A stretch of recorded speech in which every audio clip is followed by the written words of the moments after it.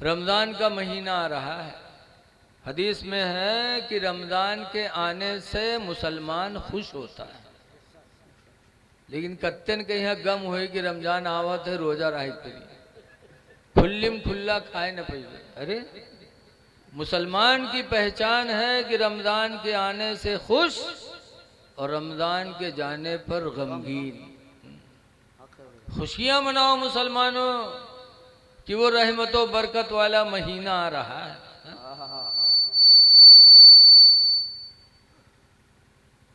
रमज़ान के रोज़े रखो।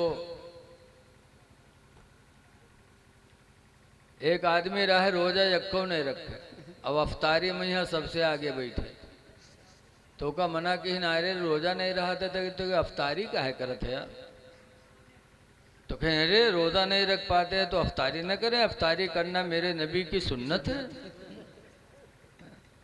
वो खाहिन के यहाँ समझते सुन्नत है? अरे रोज़ा अफ्तार करना मेरे नबी की सुन्नत है, जब रोज़ा रहो तब तो अफ्तार करना सुन्नत है।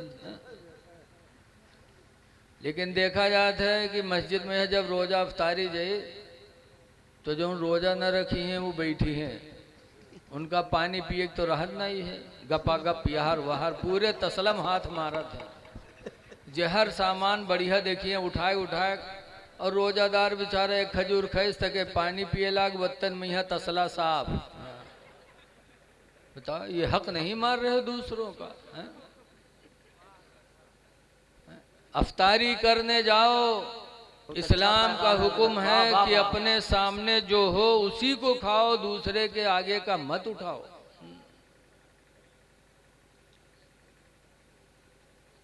आज हम रमजान गुजर जाता तरावी नहीं पढ़ पाते। ऐ लोगों, उन लोगों के दिल से पूछो जो रात में नमाज़े तरावी पढ़ के मस्जिद से निकलते हैं, दिन में रोज़ा रखते, रात में तरावी पढ़ के जब निकलते हैं तो उनके दिलों की खुशी का आलम देखो, उनका सुकून देखो, उनसे उनके दिल से पूछो कि किस तरह वो अल्लाह के घर से खुश होके निकलते हैं। दिल बाग बाग होते हैं कि हमने रोज़ा रखा और अल्हम्दुलिल्लाह नमाज़े तरावी में हमने कुरान सुना। हदीस पाक में अस्सौम वल कुरान यशफ़अन यौमल क़ियामा कि रोज़ा और कुरान ये दोनों क़यामत के दिन इंसान की शफ़ाअत कराएंगे। रोज़ा को भी बोलने की ताकत अल्लाह क़यामत के दिन देगा, कुरान को भी बोलने की ताकत अल्लाह क़यामत के दिन देगा। रोज़ा एक तरफ, कुरान एक तरफ, दोनों बार गाहे मौला में अर्ज करेंगे। रोज़ा कहेगा अल्लाह इसने मेरे लिए दिन भर का खाना पीना छोड़ा, अल्लाह इसे बख्श दे। दूसरी तरफ से कुरान कहेगा अल्लाह इसने मुझे सुनने के लिए रातों रात अपनी नींद को कुर्बान कर दिया है, मौला इसको बख्श दे। तो हदीस में है कि रोज़ा और कुरान की शफाअत को अल्लाह कबूल करके उसका ठिकाना जन्नत बना देगा। वाह वाह वाह, सुभान अल्लाह सुभान अल्लाह। इसलिए रमज़ान आ रहा है, रोज़ा रख लो, तरावी की नमाज जमात से पढ़ लो और इफ्तारी कराओ भी। बहुत से लोग घर से लेके जाइए हैं मस्जिद में तक अपन कटोरिया अलग ही रखी हैं, दूसरे के तकी हैं और अपन अलगे रखी हैं, अपने में इसे न खवाई हैं। अरे लिखा है जो किसी रोज़ादार को एक खजूर खिला दे, एक लुकमा कोई चीज़ खिला दे तो अल्लाह ताला रोज़ा रखने वाले को तो सवाब देगा ही, लेकिन उसके रोज़े का सवाब अल्लाह उसे अता फरमाएगा। मस्जिद के इमाम को रोज़ा इफ्तारी करवाओ, नमाजियों को करवाओ, लेकिन क्या बताया जाए। मौलाना अब्दुल मुस्तफ़ा आज़मी लिखते हैं कि एक गांव में एक मौली साहब नमाज पढ़ावत रहे, तो गांव भर मौली साहब के दहसेरी दें, चंदा दें, खाना पूछें, रमज़ान आवे तो अफ्तारी पठवें। लेकिन वो गांव में है एक घर ऐसा रहा है कि वो घर वाला ना इमाम साहब का कभू तनख्वाह दे, न चंदा दे, ना रोज़ा की अफ्तारी तक पटवे, न खाना पूछे। मौलवी साहब जान गए कि गांव में हमार कोनो दुश्मन है तो फलनवा है। लेकिन एक दिन मौलवी साहब असीर पढ़ाए के मस्जिद के आंगन में टहलत रहे, तो वही घर से, जौने घर से कबहू कुछ नहीं आवा, वही घर से एक छोटा लड़का सर पर मिट्टी का कूंडा रखे, कूंडा जाना तो तसला, मिट्टी के तसला, कूंडा का कहा था, रखे ऊपर से कपड़ा ढके और मस्जिद की तरफ चला हुए। मौलवी साहब बिचरो टहरत रहे, देखें तो मुंह में पानी आवा की लागत है आज है कुछ के दिल में रहम आएगा कुछ पठाई से।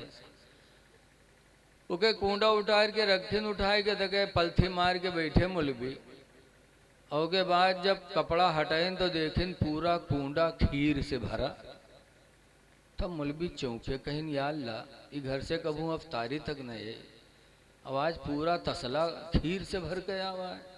तो मौलवी साहब कहीं ना रे, तोरे अम्मा कहीं अगर हमरे खातिर पठहीन करा है तो कोनो पियाली में पठाए हो, कोनो प्लेट में पठाए होती खीर, ये पूरा कूंडा काहे भर के पठाए से कहा हम भैंसा वैसा हुई का। तो लड़का, छोट लड़का झूठ बोले का जाना है, जौन बात सही वही बात। तो लड़का कहे मौलवी साहब ऐसा है ना कि हमारा अम्मा खीर बना के रखीन और चली गई पानी ले, अत्ते में यहाँ कुतुआ वा मुँह डार के खाए लाग। तो अब्बा अम्मू पर जुटे, अम्मी पर कहीं ना रे खीर कुत्ता झूठ कह दीस का हुई रे इतनी खीर रे। तो अम्मा कहीं घबराओ ना, मस्जिद में पठे दे मुल्ला जी खाए ले हैं।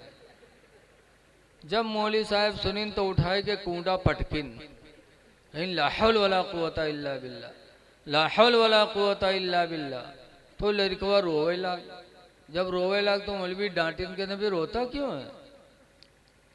तो कहीं मौलवी साहब ये कूंडा फोड़ डाले हो, यही कूंडा में हमारा अम्मा कूड़ा फेंकत रहा है, अब कूड़ा की माँ फेंकी है। तब मौलवी अपन फपड़ी पीटे लागे, कहीं हाय अल्लाह मत ने बदनसीब हो गए कि खीर मिली कुत्तक झूठ वह ऐसे बर्तन में जमा कूड़ा फेंका जाता है। बताओ ऐसी ऐसी औरतें हैं कि जौन चीज दुनिया न खाए होगा मौलवी का दे दे। ऐ मेरी माँ बहनों, मस्जिद के इमामों की खिदमत किया करो, अजान देने वालों को खिलाया करो। हदीस पाक में है अल जन्नतो तश्ताक़ु अर्बअत नफ़रिन यौमल क़ियामा, कि क़यामत के दिन जन्नत 4 लोगों को पुकारेगी, जन्नत खुद पुकारेगी, आओ मेरे अंदर आओ। नंबर 1 पर हुज़ूर फरमाते हैं तालील कुरान, कुरान की तिलावत करने वाले को जन्नत क़यामत के दिन पुकारेगी। इसलिए लोग हो सके रहती दुनिया में कुरान की तिलावत कर लो। कुरान वो मुकद्दस किताब है, तिलावत कर लो। एक बुजुर्ग थे जिनका नाम है हजरत अबू बकर बिन अय्याश। उनके जाकनी का वक्त आया तो उनकी बिटिया बैठी थी। जब हजरत अबू बकर के मरने का वक्त आया तो लड़के रोने लगे। तो हजरत अबू बकर फरमाते, बेटी रो रही हो, मेरा आखिरी वक्त है, तुम रो रही हो। तो कहा अब्बू क्यों न रोए, मैं इसलिए रो रही हूँ कि आपका आखिरी वक्त है, आपके मरने के बाद खुदा आपको जन्नत में डाले कि जहन्नम में डाले, इसलिए मैं रो रही हूँ कि आपका ठिकाना मुझे मालूम नहीं है। तब हजरत अबू बकर बिन अय्याश ने कहता है, मेरी बेटी रो नहीं, जिस कमरे में मेरी रूह निकलने वाली है बेटी, इसी कमरे में मैंने अपनी जिंदगी में 24,000 मरतबा मैंने कुरान करीम को ख़त्म किया है। 24,000 मरतबा बेटी मैंने कुरान पढ़ा इसी कमरे में। मुझे अल्लाह की रहमत पे भरोसा है कि अल्लाह कुरान के वसीले से मेरा ठिकाना जन्नत बनाएगा। लोगों, अबू बकर बिन अय्याश हमारे तुम्हारे ही भाई थे, मुसलमान थे, हमारे तुम्हारे भाई थे। उन्होंने एक एक घर में 24,000 मरतबा कुरान करीम ख़त्म किया और आज हमारा आपका साल गुजर जाता और कुरान ख़त्म नहीं होता। कुरान पढ़ो, कुरान पढ़ने से दिल नर्म होता है, अल्लाह का खौफ दिल में पैदा होता है। तो कुरान पढ़ने वाले को क़यामत के दिन जन्नत पुकारेगी। लेकिन आज देखा जाता है कि सास तो पढ़े लिखे है नहीं, चुड़ैलिन के रब्बा, और अगर पतोहिया कहूँ कुरान पढ़ के घर में आएगा, और पतोहिया अगर कहूँ सुबह कुरान उठा के पढ़ेला, तो डैनिया सास जौन है ना, का कहीं देखो किताब खोले बैठे, काम के चोर का देखो, काम करे मारे कुरान पढ़े थे बैठे। अरे ऐसी बहू जब घर में आ जाए कुरान पढ़ने वाली, तो खुदा का शुक्र अदा करो और कहो, ऐ मेरी बहू तुम दिन भर कुरान पढ़ो, हम तुम्हारा सारा काम कर लेंगे, लेकिन तुम कुरान पढ़ो ताकि मेरे घरों में कुरान की वजह से अल्लाह खैरो बरकत नाजिल फरमा दे। तुमको तो खुश होना चाहिए कि मैं नहीं पढ़ी थी, लेकिन अल्लाह मेरे नसीब से मेरे घर में कुरान पढ़ने वाली बहू को भेज दिया। उस बहू की कद्र करना चाहिए। लेकिन आज घरों में बड़ी जिहालत है, माशरा गड़बड़। लिखा है कि बच्चों का सबसे पहला मदरसा माँ की गोद है। माँ की गोद मदरसा है, लेकिन अब नहीं रह गए मदरसा। पहले की माँओं की गोद मदरसा थी, कि पहले की माँ अपने बच्चों को गोद में लेती थी और दरूद की थपकियां देती थी कि सो जाओ या मुस्तफा कहते कहते, खुले आँख सल्ले अला कहते कहते, कि बेटा सो तो मुस्तफ़ा के नाम पर और उठो तो मुस्तफ़ा के नाम पर। हा? तो वो माँओं की गोद मदरसा था। तो बच्चे नमाजी निकलते थे, आशिक़े रसूल होते थे, मैदान जिहाद के गाजी होते थे। लेकिन आज माहौल बदल गया। माँ की गोद मदरसा ही है नहीं, खुद तो जानत नहीं है कुछ। जहाँ लड़का रोवे लागे, कहाँ दरूद कहाँ कलीमा, बैठाई बिस्तर पटकी तके भदर भदर पीटी, कह सो जा खनत मनत दुई कौड़ी पायो, कौड़ी लेके गंग बहायो, गंगा माता बारू दिन, बारू लेके भुजवक दिया, भुजवाम का लावा दे, लावा लेके खीर बनाए। अल्लाह जाने कहाँ सुना याद कर लेते। और छोट मोट कहानी ने इतनी लंबी कहानी याद की, इतनी देर तक पीटत है कि लड़का डरकर मारे सो जाता। बड़ी देर तक पीटी है, कहीं सो जा खनत मनत दुई कौड़ी पायो, कौड़ी लेके गंग बहायो, गंगा माता बारू दिन, बारू लेके भुजवक दिया, भुजवाम का लावा देश, लावा लेके खीर बनाए, सब घर खाएन, कहानी बिलैया खाए, छू तब फूंक छोड़त है। बताओ तो लड़का मुसलमान बनी है? जब महतारी इतनी बड़ी फराडिन है, कहा तो खीर बनावा सब घर खाइन, कहानी बिलैया खाए। बताओ है? सास ससुर भूखन मरे और खीर कहानी बिलैया खाए। हम बुढ़ाए के आज तक कहानी बिलैया नहीं देख पावा, अई रोज खीर बनाए बनाए कहानी बिलैया खवावत। अल्लाह जाने बिलैया कहानी रहा था कि खुदा ही कहानी रहा था। ऐ मेरी माँ बहनों, जिंदगी को अपने संभाल लो, नेकियां कर लो इस जीती जिंदगी में, नेकियां कर लो, दूसरों की नेकियां तुम्हारे काम नहीं आएंगी। हुजूर मुफ्ती नानपारा अलैहि रहमा फरमाया करते थे, हमेशा के लिए रहना नहीं इस दार फानी में, हमेशा के लिए रहना नहीं इस दार फानी में, कुछ अच्छे काम कर लो 4 दिन की जिंदगानी में,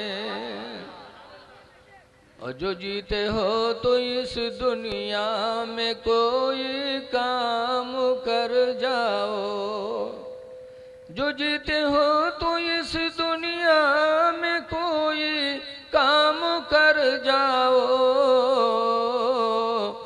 खुदा तौफीक दे तो खिदमत इस्लाम कर जाओ, खुदा तौफीक दे तो खिदमत इस्लाम कर जाओ।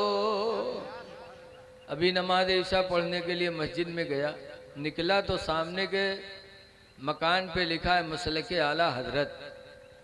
देख के दिल बाग बाग हो गया। मैंने एक साहब से पूछा किसका मकान है, कहा यहाँ के प्रधान का मकान है। मुझे और खुशी हुई, हमने कहा इसका मतलब सुन्नी है अल्हम्दुलिल्लाह।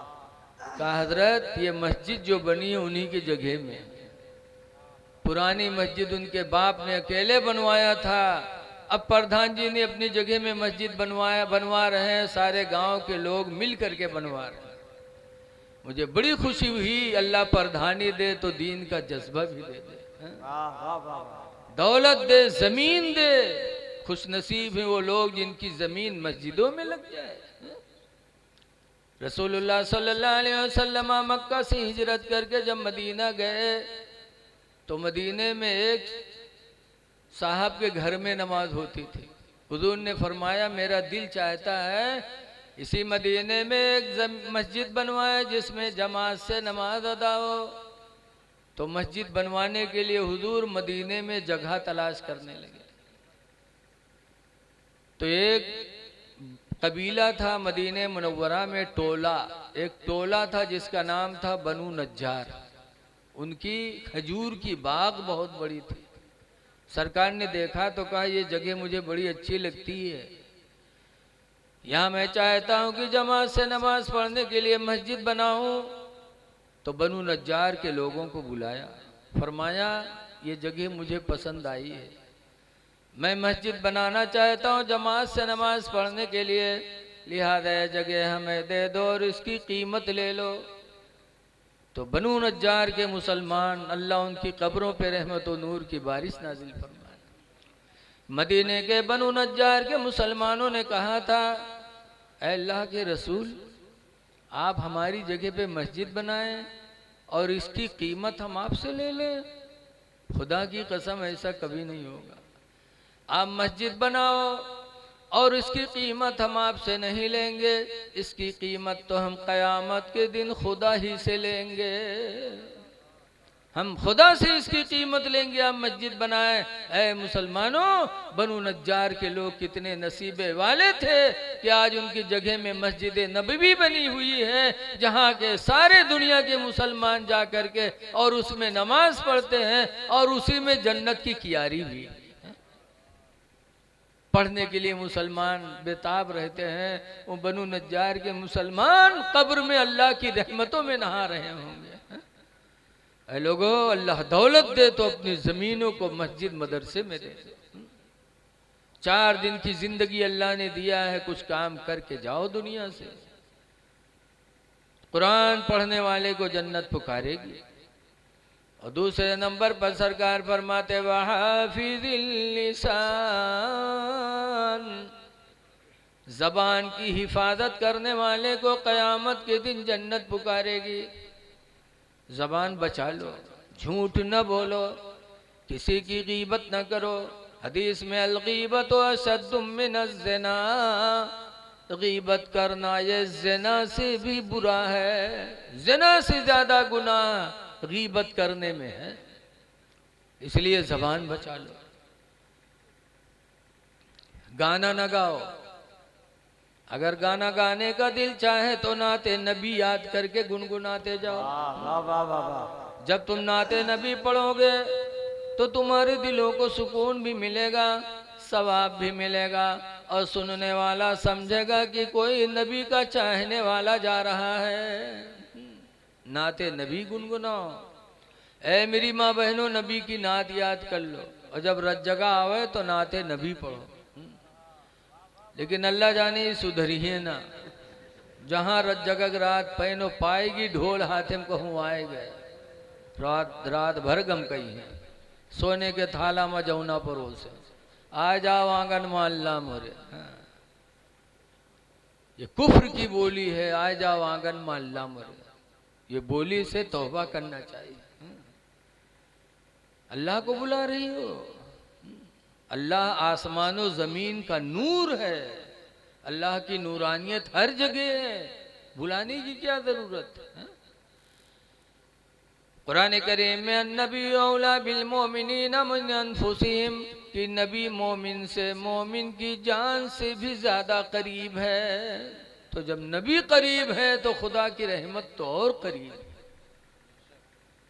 अल्लाह का फरमान है नहनु अक़रबु मिन हब्लिल वरीद, हम तो गले की रग से भी तुमसे ज्यादा करीब हैं। अल्लाह कहता है कि जिस रग से खाना पानी जाता है ना, अल्लाह फरमाता है नहनु नक़रबु मिन हब्लिल वरीद, हम तुम्हारी शहरग से भी ज्यादा करीब हैं। तो जब अल्लाह इतना करीब है तो अल्लाह को बुलाने की क्या जरूरत है? क्या जाओ आंगन में अल्लाह में रहे। मेरी माँ बहनों, ये कुफ्र की बोली है, बोली न बोला करो। तुम्हारी बहनें इसी दुनिया में कैसी कैसी गई। बसरा में एक औरत थी राबिया, उनके घर वाले कहीं चले गए थे मेहमानी में, राबिया अकेली थी, घर में सो रही थी।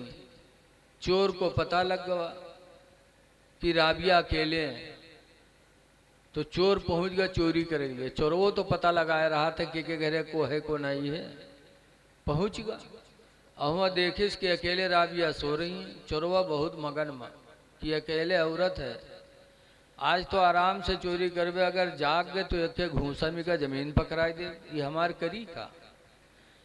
राबिया सो रही थी, चोर पहुंचा, राबिया के घर का माल तलाश करके चादर में बांधा और बांधने के बाद उठा के गठरी सर पे रखा और जैसे राबिया के घर से निकलने का इरादा किया, अल्लाह ताला ने उसके आंखों की रोशनी खत्म कर दी, अंधा होगा। जब अंधा भवा तो उठाए गठरिया फेंकिस और रोवे लगे, अल्लाह तौबा करता है, अल्लाह तौबा करता हूँ, या अल्लाह तौबा करता हूँ। अल्लाह को रहम आया, अल्लाह ने आंखों की रोशनी वापस कर दी।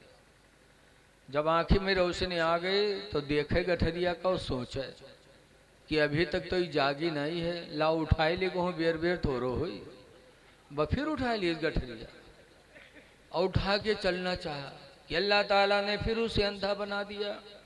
जब दोबारा अंधा भवा तो फिर फेंकिस और फिर तौबा किया, या अल्लाह अब जिंदगी में कभी चोरी नहीं करूंगा, या अल्लाह आंखों की रोशनी वापस कर दे। अल्लाह बड़ा रहीम व करीम है।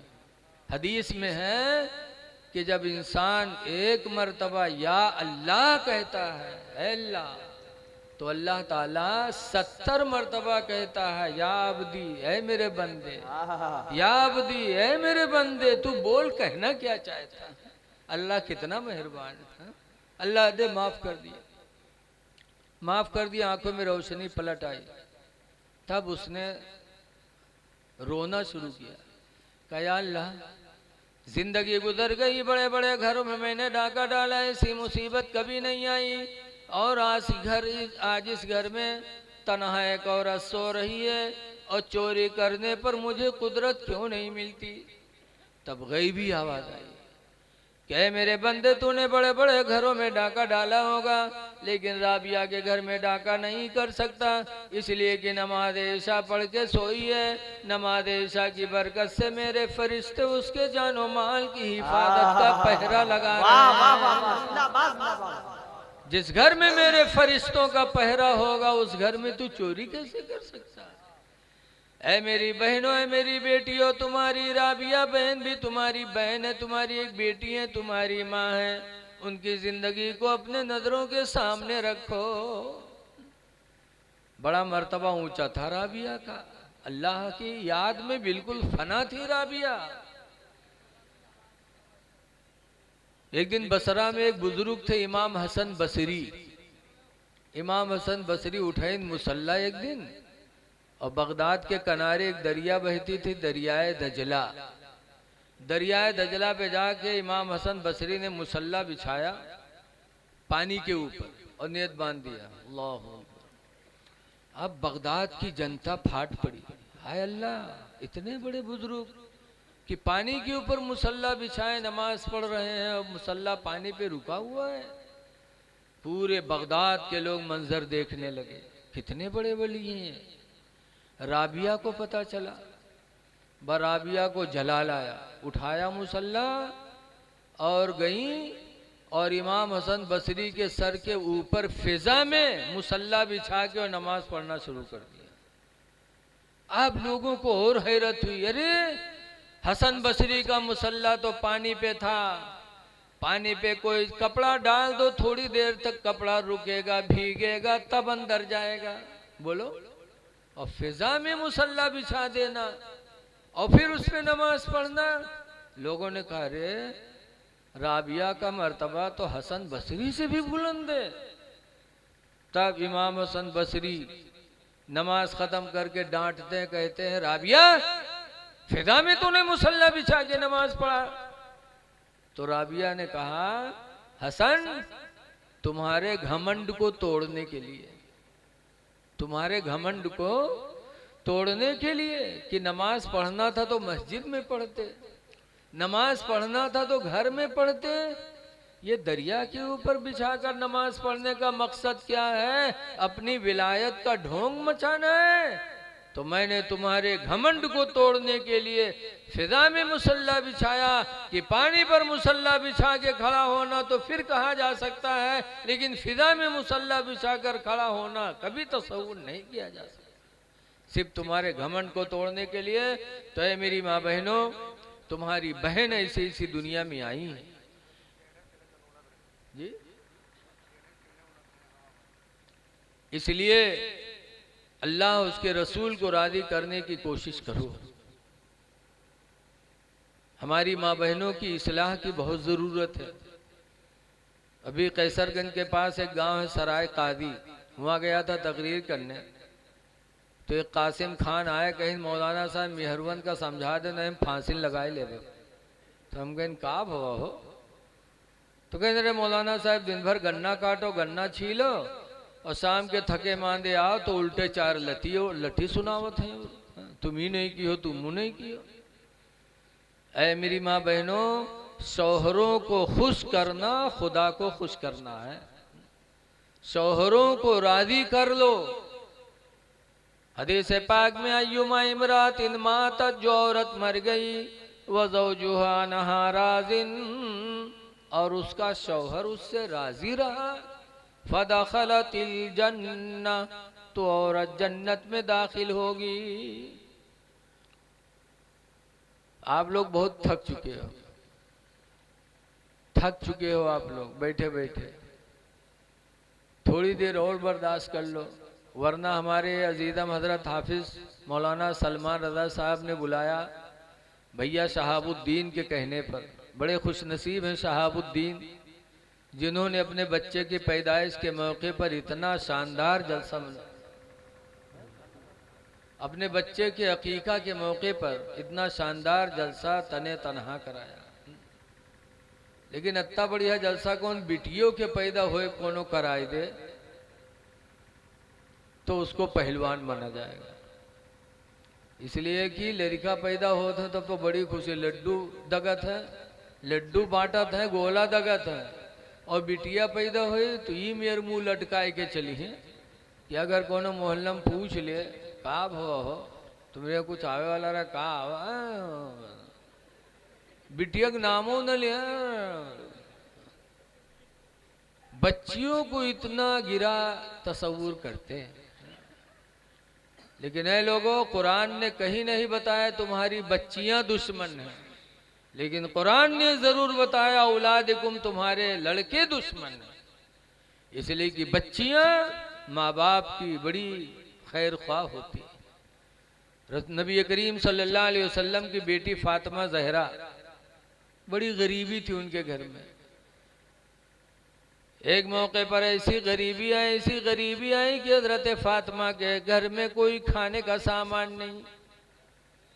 एक हफ्ता तक फाका हुआ, 3 दिन घर में हजरत फातिमा के चूल्हा नहीं जला। चौथे दिन हजरत अली शेर खुदा थोड़ा सा जौ लेके आए, फातिमा जहरा ने चक्की में पीसा और पीसने के बाद उसकी रोटी बनाई। कितनी रोटी बनी? लिखा है सिर्फ 1 रोटी, थोड़ा सा आटा था, और खाने वाले 3 लड़के, हसन, हुसैन, मोहसिन, अली, फातिमा, जैनब, घर के खाने वाले कई, और रोटी सिर्फ 1, वो भी 3 दिन के फाका के बाद। जब खाने के लिए सब बैठे तो फातिमा जहरा को अपने अब्बू की याद आई कि मैं खाने जा रही हूँ, मेरे अब्बा ने खाया कि नहीं खाया। तो 3 दिन के बाद एक रोटी सामने आई थी। नबी की बेटी ने बगैर बाप को खिलाया खाना गवारा न किया। रवायतों में कि उसी में का एक टुकड़ा हजरत फातिमा जहरा ने लिया और लेने के बाद हुजूर के पास गई, हुजूर को टुकड़ा पेश किया। हुजूर ने फरमाया बेटी रोटी का टुकड़ा लाई हो। कहा अब्बा 3 दिन के बाद आज चूल्हा जला था, एक रोटी मिली थी, लेकिन मेरे दिल ने बगैर आपको खिलाए खाना गवारा न किया, उसी में से एक टुकड़ा लेके आई हूँ। तो रसूलुल्लाह सल्लल्लाहु अलैहि वसल्लम ने क्या फरमाया? सरकार ने फरमाया लाओ। एक नवाला उसमें से सरकार ने लिया और मुंह में रखा और फरमाया बेटी 1 हफ्ता के बाद ये पहला लुकमा है जो तुम्हारे बाप के मुंह में जा रहा है। जरा बोल दो सुभान अल्लाह। 1 हफ्ता के बाद ये पहला लुकमा है बेटी। ये नबी की सादा जिंदगी देखो कि बेटी ने 3 दिन फाका किया तो बाप 1 हफ्ता से फाका में है, लेकिन फातिमा ज़हरा ने ऐसे आलम में भी बगैर बाप को खिलाए खाना गवारा न किया। तो बच्चियां माँ बाप से बहुत मोहब्बत करती हैं, बच्चियों से मोहब्बत करो। इसीलिए हुजूर फरमाते हैं कि जब बाहर से तुम सेब संतरा लेके घरे आओ, मिठाई लेके आओ, कोई भी खाने की चीज लेके आओ, तो सबसे पहले किसको दो? सरकार फरमाते हैं जो घर में बच्चियां हैं उनके हाथ में पहले रखो, उनको दो, क्योंकि उनका दिल बड़ा कमजोर होता है। लेकिन आज हम लोग लेके आए थे कुछ, तो न लड़का न बिटिया, एहतियात कहवे गुडवा कम्मा कहाँ है, उके हाथ हम दे हैं, चौधरेन के हाथ है। और के बाद अगर बिटियावा कहूँ आगे बढ़ के कहीं तेरे मलाला बक टिका खवेबे लड़कवक बोले हैं तू ही आओ, उका गोदी में बैठा खवई है, बिटियावक दूरी ही है, लड़कवा के यहाँ गोदी ले खवई है। तो वही लड़कवा जब जवान होए और के मेहरुआ जब आई, जब इनका लतियावे शुरू करी तब बिटियावक याद करी है। तब बिटियावा अगर कहूँ साल 6 महीना से ससुराल से अगर मैका आई तो महतरिया रात भर को सोवे न दी, फसर फसर तोर भौजैवा तो हमका बहुत सतावत है, तोर भौजैवा हमका बहुत लतियावत है बिटिया, तोर भैया देखत न। अरे बिटियावा पहले सोच ली हुई थी। बच्चियों से प्यार करो, लेकिन आज बच्चियों को लोग बड़ी गिरी निगाह से देखते हैं। हमारे उधर बाबागंज के पास एक गांव है, वहां गया तकरीर करने के लिए, तो एक साहब बुला लेके घरे चाय पियावे, बैठे रहन, चाय बनत रहा है, बातचीत होत रहा है, बातचीत होत हमरे मुंह से निकला भैया बच्चे बच्चे करते हैं। तो वो तो सोचते रह गए कि बुढ़िया डैन महतरिया टन से बोल पड़ी, कैसे रे मौलाना भैया बच्चे कहाँ, 4 ठोर भवानी है। तो हम कहा भवानी है, ये भवानी को है? कहें रे 4 ठोर बिटिये हैं मौलाना भैया। तो हम कहा बिटिये भवानी हुआ, तुम हो तो कबू भवानी रही भैया, अब भवाना बनी हो तैयार भई हो, तुम भवानी बच्चियों को कह रही हो, तुम्हें शर्म नहीं आती? तुम भी किसी जमाने में बच्ची ही थी। भवानी ने कहो रसूलुल्लाह सल्लल्लाहु अलैहि वसल्लम अपनी बेटी फातिमा को जब देखते थे तो नाम नहीं लेते थे, कहते थे मोहम्मद की जान। ये सरकार का जुमला था, मोहम्मद की जान। क्या सरकार ने अपनी बच्चियों से मोहब्बत करके दुनिया वालों को पैगाम दे दिया कि बच्चियों से प्यार करो, औलाद तुम्हारे अच्छे भी हो सकते हैं, तुम्हारे दुश्मन भी हो सकते हैं।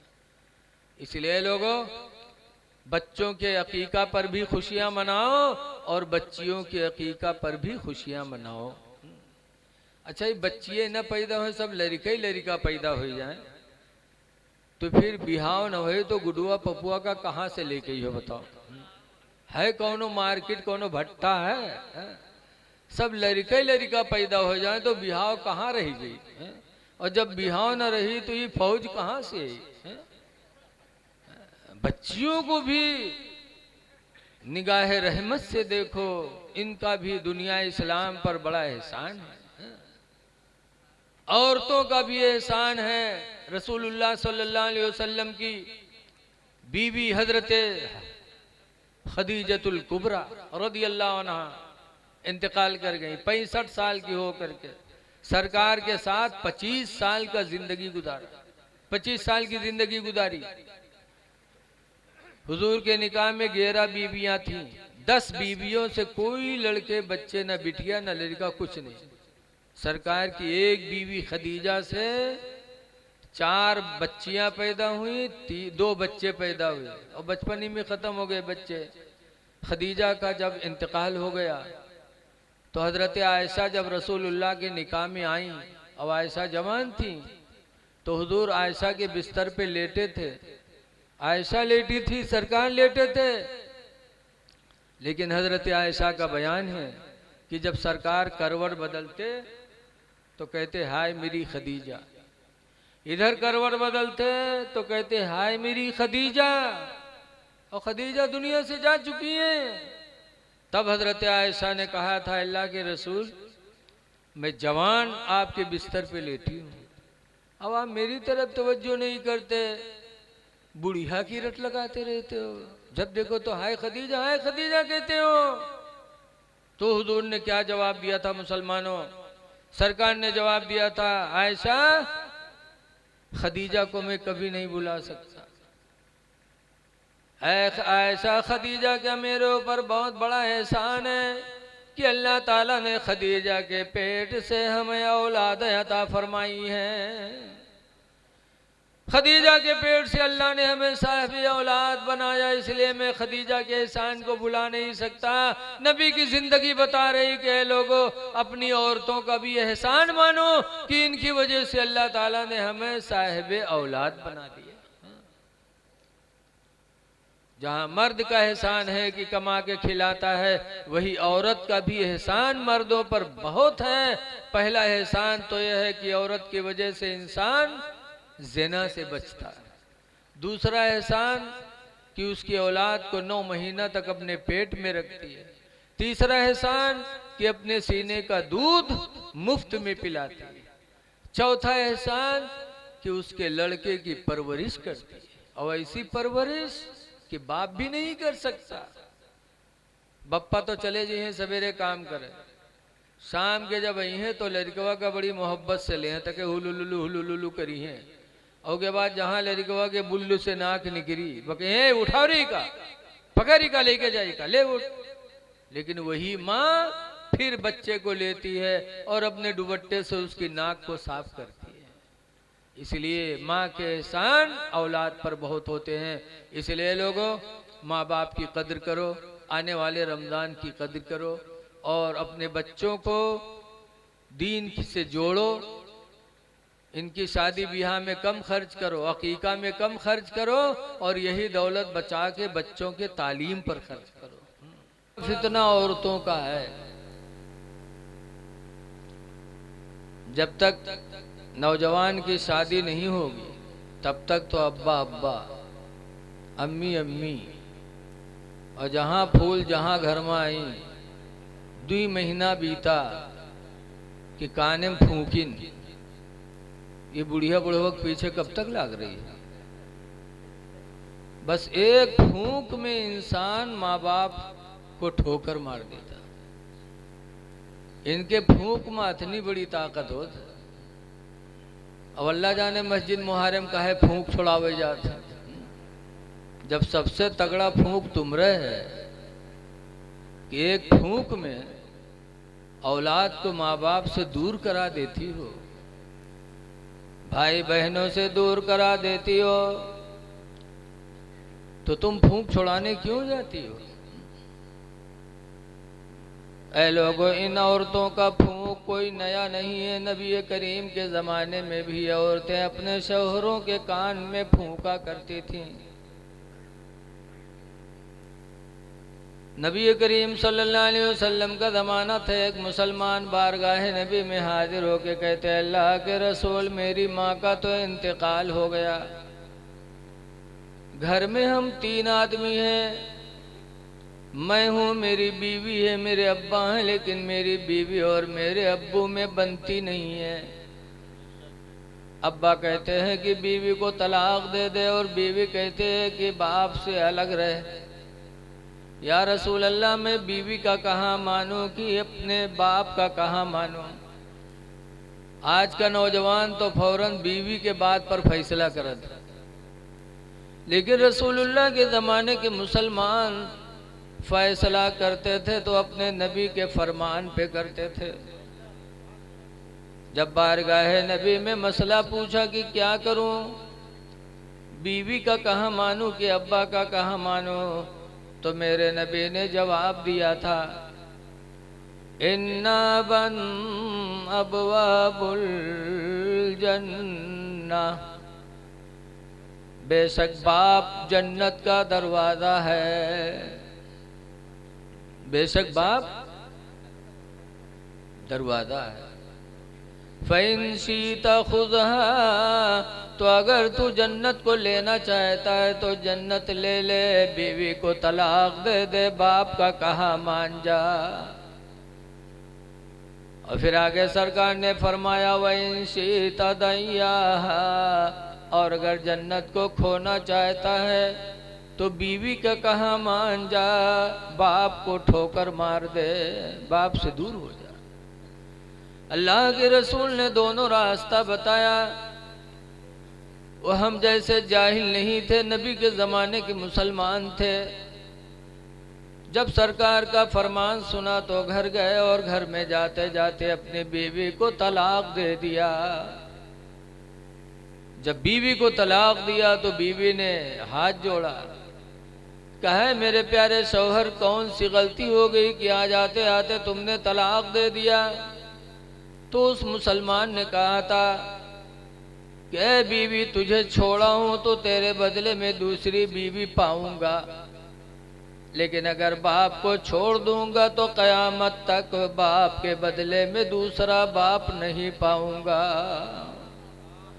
इसलिए तुम्हें तो छोड़ सकता हूँ लेकिन बाप का दामन नहीं छोड़ सकता। ऐ लोगों, नबी के ज़माने के वो सहाबी थे, उनके रास्ते को अपनाने ही में कामयाबी है। जो बीवी कान में फूंके कि बाप को छोड़ो, माँ को छोड़ो, भाइयों को छोड़ो, समझ जाओ बीवी तुम्हारी दुश्मन है। उसकी बात पे अगर गए तो तुम दुनिया में भी रुसवा होगे, आखिरत में भी रुसवा होगे, तुम्हें इज्जत नहीं मिल सकती। इसलिए कि बाप का दर्जा इतना बुलंद है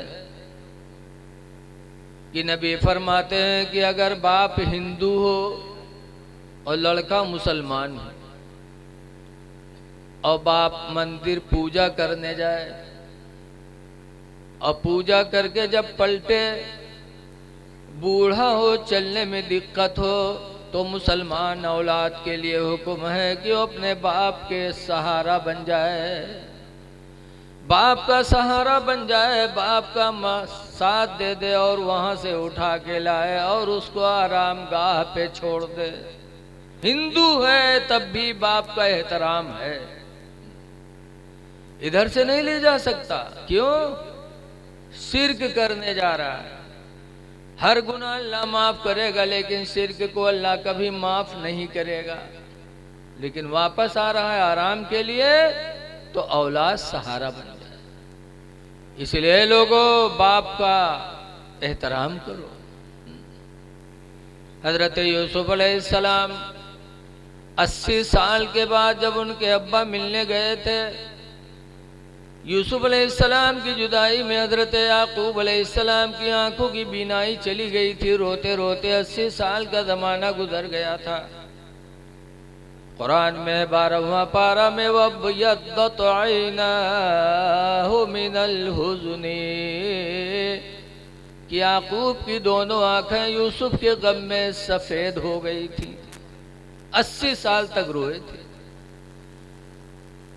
पता नहीं था किस हालत में मेरा बेटा यूसुफ है, लेकिन जब अल्लाह ताला की मर्जी हुई तो बाप बेटे की मुलाकात करा दिया। जब याकूब अलैहिस्सलाम को पता चला कि मेरा बेटा, वाक़िया बड़ा लंबा है। यूसुफ के गम में रोते रोते याकूब नाबीना हो गए थे। 80 साल के बाद जब मिस्र के बादशाह की तख्त पर यूसुफ अलैहिस्सलाम बैठे थे और उनको मार कर कुएं में डालने वाले भाई जैसा दुश्मन नहीं, और भाई जैसा दोस्त यूसुफ के भाइयों ही ने मारकर कुएं में डाला था, लेकिन अल्लाह जिसको जिंदा रखना चाहे कोई मार नहीं सकता। जब गए गल्ला लेने, समझे थे यूसुफ तो मर भी लाए गए, लेकिन जब वहां गए तो यूसुफ अलैहिस्सलाम ने 80 साल के बाद अपने भाइयों को पहचान लिया। वो नहीं पहचान पाए। तब यूसुफ अलैहिस्सलाम ने पूछा था, मेरे भाइयों ये बताओ मेरे अब्बा का क्या हाल है। तब भाइयों ने कहा था कि उनकी आंखें तो आपके गम में रोते रोते सफेद हो गई हैं। तो यूसुफ अलैहिस्सलाम ने अपना कुर्ता निकाला था और कुर्ता निकाल कर अपने भाइयों को दिया था, कहा ले जाओ मेरे अब्बा को मेरा कुर्ता दे दो। जब भाई लोग कुर्ता लेके पहुंचे थे तो बाहर ही थे, लेकिन यूसुफ के कुर्ते की खुशबू घर में पहुंच गई थी। याकूब अलैहिस्सलाम बैठे थे, जैसे खुशबू मिली कहते हाय मेरा यूसुफ कहाँ है, हाय मेरा यूसुफ कहाँ है, आज मुझे यूसुफ की खुशबू मिल रही है। इतने में भाई लोग कुर्ता लेके पहुंचे और बताया कि अब्बा यूसुफ तो मिस्र के सल्तनत उनके हाथों में, मिस्र के बादशाह हैं, उन्होंने कुर्ता दिया। यूसुफ अलैहिस्सलाम के अब्बा ने यूसुफ का कुर्ता चूमा और मोहब्बत से ऐसे आंखों में लगाया तो कुरान 12वां पारा में फरतद्द बसीरा, तो उनकी आंखों की रोशनी अल्लाह ताला ने वापस फरमा दिया। आंखों की रोशनी आ गई। एक नबी के कुर्ते की बरकत से चले देखने के लिए 80 साल के बाद आए थे। जब सल्तनत के गेट पर पहुंचे, शाही महल के गेट पर पहुंचे, याकूब अलैहिस्सलाम, यूसुफ अलैहिस्सलाम तख्त पे बैठे थे। दिल में आया कि लाओ अब्बा के लिए खड़े हो जाएं, लेकिन अल्लाह की मर्जी खड़े नहीं हुए। जब खड़े नहीं हुए तो अल्लाह ताला ने वही फरमाई थी, यूसुफ तुम्हारे अब्बा है और तुम तख्त पर बैठे रहे, बाप की ताजीम के लिए खड़े नहीं हुए। ऐ यूसुफ मेरे इज्जत और जलाल की कसम, अब तुम्हारी औलादों में मैं किसी को नबी नहीं बनाऊंगा। बाप आया और बाप की ताजीम नहीं किया। ऐ लोगों, बाप का दर्जा इतना बुलंद है, बाप कैसा भी हो लेकिन तुमसे मर्तबे में बुलंद है। चाहे तुम हाफिज हो जाओ, चाहे आलिम हो जाओ, चाहे हाजी हो जाओ, चाहे प्रधान बन जाओ, लेकिन बाप बाप होता है। चक्कर में आकर के बाप को ठोकरे न मारो, बाप की कदर करो। ऐसे ही माँ है। रसूलुल्लाह के एक सहाबी हजरत जाबिर रदी अल्लाह ताला अन्हु हैं, कहते हैं जे तो नबी सल्लल्लाहु अलैहि वसल्लम, जाबिर कहते हैं कि मैं हुजूर के पास आया, वक़ुल्तु अन अस्तसीरुका अन अग़ज़ु या रसूल अल्लाह, अल्लाह के रसूल मैं आपके पास आया हूँ, मैं चाहता हूँ कि अल्लाह की राह में जंग लड़ूँ, आप मुझे इजाज़त दे दो कि मैदान जंग चला जाऊँ। जब जाबिर ने जंग में जाने की इजाज़त मांगी तो हुज़ूर ने फरमाया था, या जाबिर हल उम्मुका हय्या, ऐ जाबिर ये बताओ क्या तुम्हारी माँ जिंदा है। हजरत ऐ जाबिर बताओ क्या तुम्हारी माँ जिंदा है। कुल तो नाम, कहते मैंने कहा हाँ। तो सरकार ने फरमाया इरजी इलैहा, ऐ जाबिर माँ की तरफ वापस जाओ, व अलजिमहा, और माँ का दामन मजबूती से पकड़ लो, फ़इन्नल जन्नत तहत रिजलिहा, पर बेशक जन्नत तो उसके पैरों के नीचे है। वाह वाह वाह वाह, सुभान अल्लाह सुभान अल्लाह। जंग में जा रहे हो कि लड़कर हम जन्नत लेंगे। मैदान जंग में शहादत के बाद जन्नत की तमन्ना न करो, बल्कि अल्लाह बल्कि अल्लाह को राजी करने के लिए माँ का दामन पकड़ लो। तुम्हारी जन्नत तो माँ के कदमों के नीचे रखी है। सुभान अल्लाह, सुभान अल्लाह। लिहाजा लोगों, माँ बाप को राजी करो। जो बीवी माँ बाप से अलहदा करा दे, कुरान फरमाता है बीवी नहीं तुम्हारी दुश्मन है, दुश्मनों से बचो। लेकिन मेहरुए सुना था, सोचा तो ये अच्छा मौलाना बलाई बैठा ही नहीं, हमरे आदमी के दिमाग खराब करे खाते। लेकिन है मेरी माँ बहनों, तुम भी एक वक्त आएगा कि तुम्हारे घर में भी बहू आएगी। तुम जैसा करोगी वैसे तुम उसका बदला पाओगी।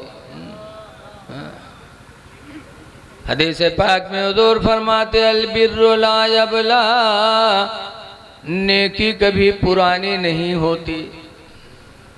कोई नेकी पुरानी नहीं होती। कपड़ा पुराना होके तो खराब जाता, खत्म हो जाता। मकान पुराना होके खत्म हो जाता। इंसान पुराना होके मर जाता। लेकिन नबी फरमाते हैं नेकी कभी पुरानी नहीं होती, नेकी मिटने वाली नहीं है। वज़्ज़म्बु ला युंसा, और गुनाह भुलाया नहीं जाएगा। हम तुम तो भूल जावा जाते, लेकिन अल्लाह भूलेगा नहीं। बहुत से हैं नौजवान जो कोनो बिटिया लेके भाग जाइए दिल्ली बम्बई, और साल 6 महीना ना ही है तक धीरे धीरे आवे लगी है। गमों वाले कुछ दिन थुकी हैं तक धीरे धीरे चुप हो जाइए। 10-12 साल के बाद मिलाए ले हैं, खाना पीना उठना बैठना। तो जाना था कि हमारे गुनाह भूल आएंगे सब लोग खत्म। इंसान भुला देंगे लेकिन खुदा भुलाएगा नहीं। वज़्ज़म्बु ला युंसा, गुनाह भुलाया नहीं जाएगा। इअमलू मा शीतुम, मेरे पैगंबर फरमाते हैं तो है लोगों जैसा चाहो तुम वैसा करो, चाहे नेकी करो चाहे बुराई करो। कमा तदीनो तो दान, जैसा करोगे वैसा पाओगे। इसलिए 4 दिन की जिंदगी में नेकियां कर लो।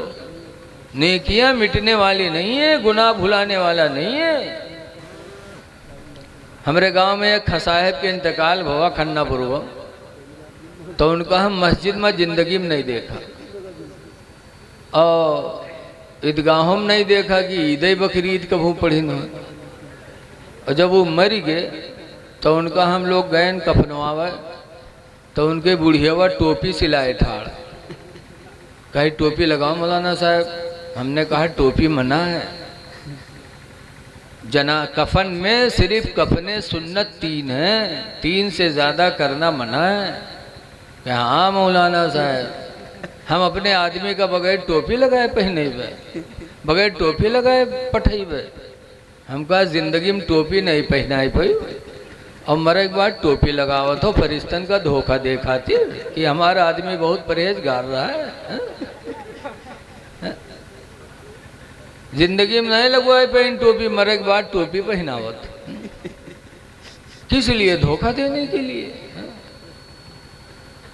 आला हजरत इमाम अहले सुन्नत फरमाते हैं खुदाए क़हार है गज़ब पर, खुले हैं बदकारियों के दफ्तर।